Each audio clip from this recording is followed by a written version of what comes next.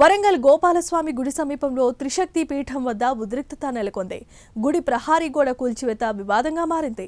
High court ఆదేశాల మేరకు గుడి ప్రహారీ కూల్చివేతలకు జీడబ్ల్యూఎంసీ అధికారులు నోటీసులు జారీ చేశారు. దీంతో పోలీసులు భారీగా మోహరించారు. ఇక హిందూ సంఘాల అధికారుల చర్యలపై ఆగ్రహాన్ని వ్యక్తం చేస్తున్నాయి. తనపై కక్ష సాధింపుతో గుడి కూల్చివేతకు కుట్రలు పన్నుతున్నారని ఎమ్మెల్సీ బస్వరాజు సారయ్య ఆగ్రహాన్ని వ్యక్తం చేస్తున్నారు. చేతనైతే తనతో తేల్చుకోవాలి, అంతేకాని దేవాలయాల జోలికి వెళ్లటం సరికాదని పరోక్షంగా స్థానిక మంత్రి కొండా సురేఖను బస్వరాజు విమర్శించారు.